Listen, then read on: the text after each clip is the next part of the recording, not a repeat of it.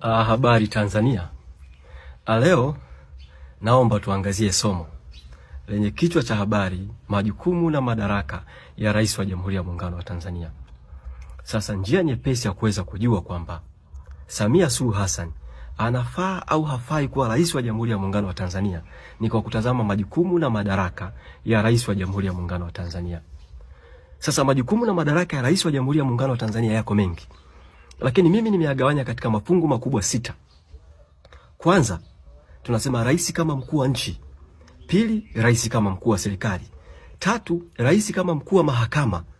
4, rais kama mkuu wa bunge. 5, rais kama amiri jeshi mkuu. 6, rais kama kitovu cha maendeleo ya nchi. Sasa tutazame kazi ya kwanza ya rais wa Tanzania. Rais kama mkuu wa nchi. Rais kama mkuu wa nchi, yeye ndio kiongozi mwenye cheo na madaraka makubwa kuliko mtu yeyote katika nchi. Yaani kauli ya rais ni alfa na omega. Akisema amesema, akiagiza ameagiza. Hakuna mtu mwenye uwezo wa kubishana naye. Hayupo. Na katika utekelezaji wa majukumu yake, rais hawajibiki kufuata ushauri wa mtu. Wakati wote katika utekelezaji wa majukumu yake, rais kinachoamua ni the content of his brain. Rais atafanya maamuzi kwa kutegemea kiwango cha akili alichonacho, kiwango chake cha maarifa, hekima na ufahamu. Sasa hebu jiulize, kama mtu ameshindwa kupata D4 katika mtihani wa kidato cha 4, anapata wapi uhalali wa kuwa mkuu wa nchi?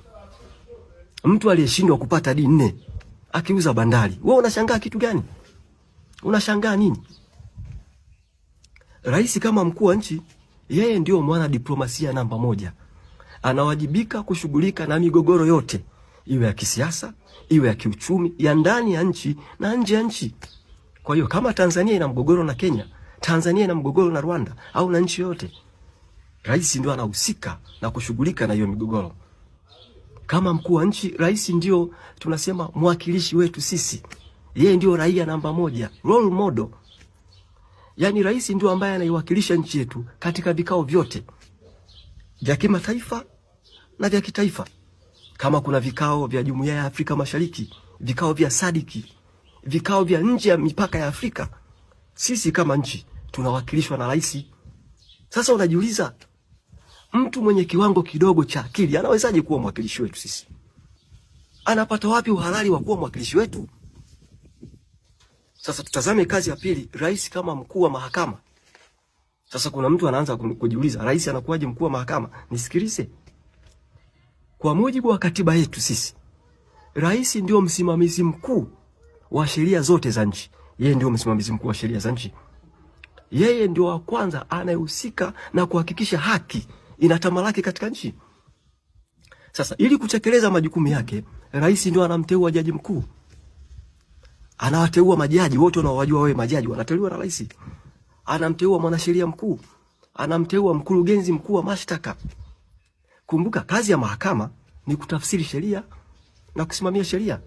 Kwa hiyo hao majaji ndio wanaoisaidia mahakama kutafsiri na kusimamia sheria.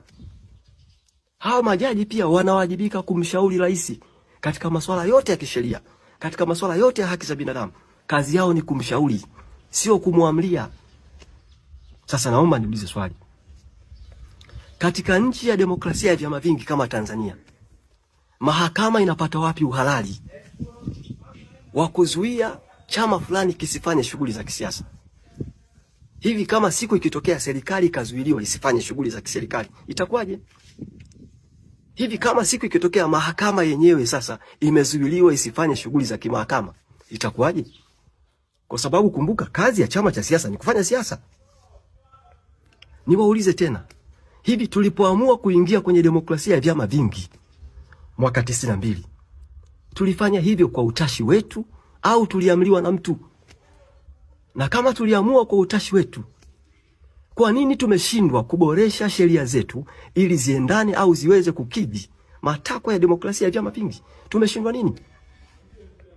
Sasa mimi nihitimishe kwa kusema kwamba kazi ya urais sio kazi ya ubamedi kwamba inaweza kufanywa na mtu yote.